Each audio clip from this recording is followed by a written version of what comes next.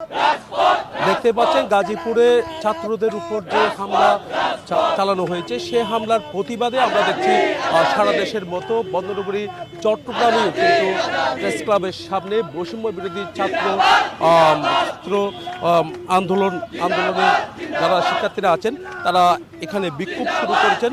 বিক্ষোভ মিছিলে কিন্তু আমরা দেখছি চট্টগ্রাম বৈষম্য বিরোধী ছাত্র আন্দোলনের সমন্বয়ক আছেন রাসেল। তো রাসেলের নেতৃত্বে কিন্তু আমরা দেখছি এখানে বিক্ষোভ মিছিল শুরু হয়েছে। তো ও সমাবেশ চলছে, একটু পরেই কিন্তু মিছিলটি চট্টগ্রাম শহরের বিভিন্ন যে গুরুত্বপূর্ণ যে সড়কগুলো আছে সেই সড়কগুলো প্রদক্ষিণ করা হবে। তাদের যে দাবি যে গাজীপুরের ছাত্রদের উপর আবারও যে হামলা চালানো হয়েছে সেই হামলার জন্য যারা জড়িত, এমনকি আওয়ামী লীগ যারা কর্মী আছেন তাদের দ্রুত আইনের আওতায় আনা, একই সাথে আওয়ামী লীগকে নিষিদ্ধ ঘোষণার দাবি নিয়ে তারা কিন্তু এখানে অবস্থান নিয়েছে বলে আমাদেরকে জানিয়েছেন। আমরা কথা বলবো এখানে তাদের কি দাবি নিয়ে তারা এখানে অবস্থান নিয়েছে। আমরা দেখছি একের পর এক করে বিভিন্ন জায়গা থেকে মিছিল নিয়ে কিন্তু আসলে এই বৈষম্য বিরোধী ছাত্র আন্দোলনের যারা সমন্বয়করা আছেন সমন্বয়কদের সাথে কিন্তু আমরা দেখছি সাধারণ শিক্ষার্থী যারা আছে তাদেরও কিন্তু অবস্থান কিন্তু আমরা দেখছি। তো তারা এখান থেকে জানান দিতে চাচ্ছে যে কোনো জায়গায় দেখা যাচ্ছে যখন কিন্তু আসলে তাদের উপরে যে শিক্ষার্থীদের উপর হামলা করা হচ্ছে, তো এই হামলা প্রতিরোধ করতে তারা ঐক্যবদ্ধ আহ্বান জানিয়েছেন। তারা ঐক্য আছে বলে আমাদেরকে জানিয়েছেন। আমরা কথা বলবো, আমার পাশে আছেন চট্টগ্রাম এখানে যারা আছেন শিক্ষার্থী যারা আছেন তাদের সাথে আমরা একটু কথা বলবো। কি দাবি নিয়ে আপনারা এখানে দাঁড়ালেন?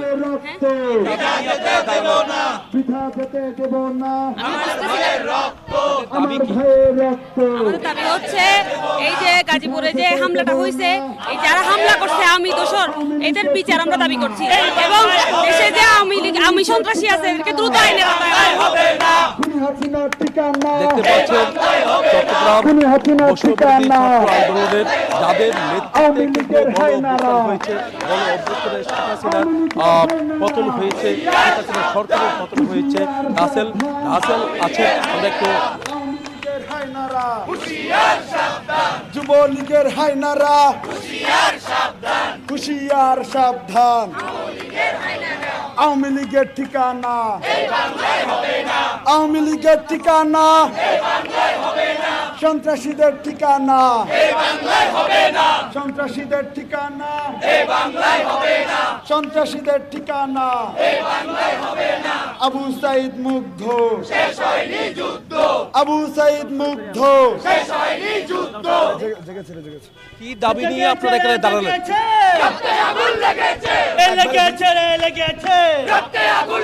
এখন পর্যন্ত 6 মাস হয়ে গেছে আমরা হত্যাকারী যারা রয়েছে, জুলাই গণঅভ্যুত্থানে যারা আমাদের ভাইদের উপর হামলা করেছে তাদের বিচার এখন নিশ্চিত করতে পারে না এবং এর ব্যর্থতার কারণে, প্রশাসনের দুর্বলতার কারণে আওয়ামী লীগ বারবার মাথাচাড়া দিয়ে ওঠার চেষ্টা করছে। তারা হাতিয়াতে হামলা করেছে, সাভারে হামলা করেছে এবং গাজীপুরে হামলা করেছে। আমরা দ্রুত সময়ের মধ্যে সেই সব হামলাকারীদেরকে বিচারের আওতায় আনার জন্য দাবি জানাচ্ছি। পাশাপাশি আমরা আওয়ামী লীগকে এই বাংলাদেশ থেকে নিষিদ্ধের আওয়াজ তুলছি। আমরা আওয়ামী লীগকে নিষিদ্ধ করতে হবে, এই দাবি নিয়েই রাজপথে নেমেছি। রাজপথে থাকবো যতক্ষণ পর্যন্ত আওয়ামী লীগকে নিষিদ্ধ করা হচ্ছে। আপনাদের এই কর্মসূচি কি অব্যাহত থাকবে কিনা? হ্যাঁ, আমাদের কর্মসূচি অব্যাহত থাকবে। একবারে বলি,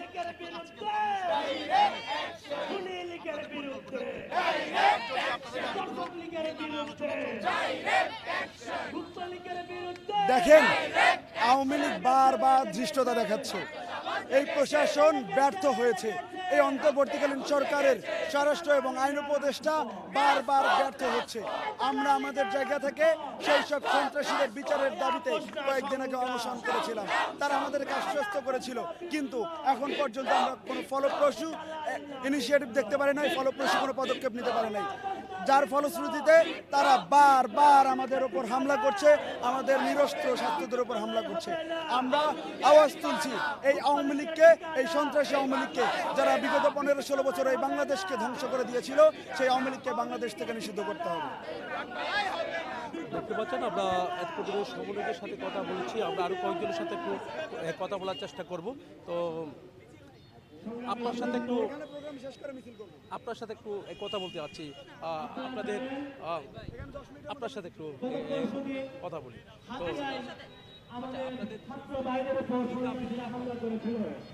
এই তো এটা হওয়ার পর আওয়ামী লীগের যারা হামলা করেছে, হামলার প্রতিবাদে আমরা এখন আন্দোলন করতেছি যাতে এরা এই বাংলাতে তাদের আর ঠিকানা হবেন এবং ওদেরকে যে কোনোভাবে যে কোনো ধরনের ফ্যাসিস্ট আওয়ামী লীগ কিছু করলে তাদের বিরুদ্ধে আমরা সবসময় সোচ্চার। দেখতে পাচ্ছেন প্রেস ক্লাবের সামনে কিন্তু তাদের অবস্থান আমরা দেখছি। এখানেই তাদের অবস্থান নেওয়া হয়েছে। এখানে সমাবেশ চলছে।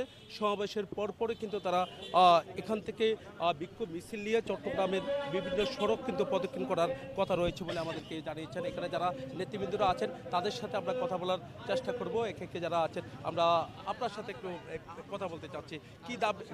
কি দাবি নিয়ে আপনারা এখানে অবস্থান নিয়েছেন? আপনারা জানেন ছাত্রলীগকে নিষিদ্ধ করা হয়েছে। নিষিদ্ধ এই ছাত্র সংগঠন এখনো পর্যন্ত গুপ্ত হামলা চালাচ্ছে, ছাত্রদের উপর হামলা চালাচ্ছে। সেটা গাজীপুরে আমরা প্রত্যক্ষ করেছি, হাতিয়াতে আমরা প্রত্যক্ষ করেছি। আমরা এর তীব্র নিন্দা জানাই এবং প্রশাসনের উদ্দেশ্যে আমরা বলতে চাই যে আপনারা আওয়ামী লীগের আমলে নিয়োগ পাওয়ার কারণে হয়তো আওয়ামী লীগের প্রতি আপনারা দরদ দেখাচ্ছেন, কিন্তু একটা কথা মনে রাখবেন, ৭১-এর পর যেমন পাকিস্তানের প্রতি কোনো দরদ দেখানোর সুযোগ নেই, ঠিক তেমনি ২৪-এর পরও আওয়ামী লীগ, ছাত্রলীগ, যুবলীগের প্রতি কোনো ধরনের দরদ দেখানোর কোনো সুযোগ নেই। আপনারা দ্রুত তাদেরকে আইনের আওতায় এনে শাস্তির ব্যবস্থা করুন, এটুকুই। একটু পর মিছিলটি নিয়ে চট্টগ্রামের বিভিন্ন সড়ক প্রদক্ষিণ করার কথা রয়েছে। আমরা আরো কয়েকজনের সাথে একটু কথা বলবো। এটা আমাদের জাতির জন্য লজ্জা, এটা আমাদের আমরা চাইছিলাম একটা শান্তিপূর্ণ দেশ। যে স্বৈরাচার দেশ থেকে যেও আমাদের শান্তি নেই, ওখান থেকে ওরা গুটি চালাচ্ছে। এখনো কেন স্বৈরাচার আওয়ামী লীগ এত পাবার কোত্থেকে পায়? ওখান থেকে গুটি না চালাইলে এত সাহস হয় না। আমাদের এখন রুখে দাঁড়াতে হবে, সারা বাংলাদেশের মানুষ রুখে দাঁড়াতে হবে, না হলে আওয়ামী লীগ আরো পাওয়ার পাই যাবে। যদি আইন উপদেষ্টা এবং স্বরাষ্ট্র উপদেষ্টা এই গণহত্যাকারী আওয়ামী লীগের বিচার করতে ব্যর্থ হয় কোনোভাবে, আমরা বিচার করব। আজকে যে আমাদের ভাইয়ের উপর হামলা করেছে এর দায় স্বরাষ্ট্র উপদেষ্টাকে দিতে হবে। অভ্যুত্থানের ৬ মাস পরেও যারা এখনো পর্যন্ত আওয়ামী লীগের বিচার করতে পারে নাই তাদেরকে নিতে হবে। যেই সব রাজনৈতিক দল যেখানে আমার আহত ভাইয়ের এখনো পর্যন্ত হাসপাতালে কাতরাচ্ছে, যেখানে এখনো আমার শহীদ মায়ের বুকে আহাজারি রয়েছে, এই সময়ের মধ্যে দাঁড়িয়েও যেসব রাজনৈতিক নেতা এখনো পর্যন্ত সুশীলতার নামে আওয়ামী লীগকে পুনর্বাসন করছে, আশ্রয় প্রশ্রয় দিয়েছে, গতকাল হামলার দায় তাদেরকে নিতে হবে। যেই স্বরাষ্ট্র উপদেষ্টা এখনো পর্যন্ত আওয়ামী লীগের দৃশ্যমান কোন দলের গ্রেফতার করতে পারে নাই, গতকাল হামলার দায় সেই স্বরাষ্ট্র উপদেষ্টাকে নিতে হবে। যেই আসিফ নজরুল এখনো পর্যন্ত একটা আওয়ামী লীগের হত্যাকারীকে ফাঁসিতে ঝুলাতে পারে নাই, কালকের হামলার দায় সেই আইন উপদেষ্টাকে নিতে হবে। আমরা স্পষ্ট করে হুঁশিয়ার করে বলতে চাই, যদি আপনারা বিচার করতে ব্যর্থ হন আপনারা গদিতে থাকতে পারবেন না।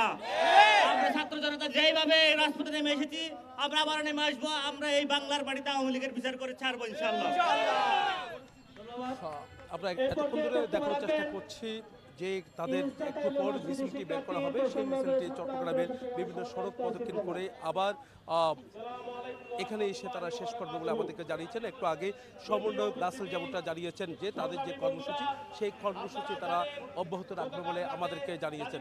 আমরা একটু উপর আঘাত করা হয়েছে, তাদের উপর সন্ত্রাসী হামলা চালিয়েছে নিষিদ্ধ সংগঠন, সন্ত্রাসী সংগঠন আওয়ামী লীগ এবং ছাত্রলীগের কর্মীরা। ৬ মাস অভ্যুত্থান পরবর্তী সময়ে এসেও আমরা তাদের কোনো দৃষ্টান্তমূলক শাস্তি কিংবা বিচারের মুখোমুখি হতে দেখি নাই। যাদেরকে গ্রেফতার করা হচ্ছে খুব অল্প সময়ের মধ্যে তাদেরকে আবার মুক্তির ব্যবস্থা করছে বিভিন্ন রাজনৈতিক সংগঠন, তাদের সাথে আপোষ করছে, তাদেরকে শেল্টার দিচ্ছে। আমরা এটি স্পষ্ট ভাষায় জানিয়ে দিতে চাই, যদি আইন উপদেষ্টা, যদি স্বরাষ্ট্র উপদেষ্টা এইসব সন্ত্রাসীদের বিপক্ষে, সন্ত্রাসীদের বিরুদ্ধে যদি কোনো স্টেপ নিতে না পারে, তাহলে দেশের সাধারণ জনগণ, ছাত্র জনতা মব কালচারের দিকে যেতে বাধ্য হবে। সুতরাং আমি হুঁশিয়ার দিয়ে তাদেরকে জানিয়ে দিতে চাই, আমরা যখন এই সরকার যখন গঠিত হচ্ছিল মানুষের এক্সপেকটেশন ছিল একটি জবাবদিহিতামূলক একটি সরকার আমরা পাবো। কিন্তু এখন দেখা যাচ্ছে আসিফ নজরুল নিজেই ফেসবুকে স্ট্যাটাস দিয়ে তার বিচার চাই। এখন একজন যদি উপদেষ্টা ফেসবুকে এসে একটা হত্যাকাণ্ডের বিচার চাই, তাহলে দেশের সাধারণ জনগণ আপনাদের কাছ থেকে কি এক্সপেকটেশন রাখবে? তাই আমি আইন উপদেষ্টা এবং তত্ত্বাবধায়ক সরকারের প্রতি অনুরোধ রাখবো, খুব দ্রুত সময়ের মধ্যে চিহ্নিত যারা আওয়ামী লীগ আছে সারা বাংলাদেশের প্রত্যেকটি জায়গায় তাদেরকে ধরে তাদেরকে শাস্তির মুখোমুখি করে আমাদের শহীদদের যে এক্সপেকটেশন, আহতদের যে এক্সপেকটেশন, আমাদের সকলের যে এক্সপেকটেশন, তাদেরকে শাস্তির আওতায় এনে বাংলাদেশকে আরও নিরাপত্তা ব্যবস্থা বাড়াতে হবে। আমি সবাইকে ধন্যবাদ জানাই যারা আজকে আমাদের এখানে একগ্রতা প্রকাশ করতে এসেছেন। এতক্ষণ ধরে আমরা দেখানোর চেষ্টা করেছি, পরবর্তীতে আর কোনো তথ্য থাকলে আমরা জানানোর চেষ্টা করব। এই ছিল আমার এখানকার সর্বশেষ।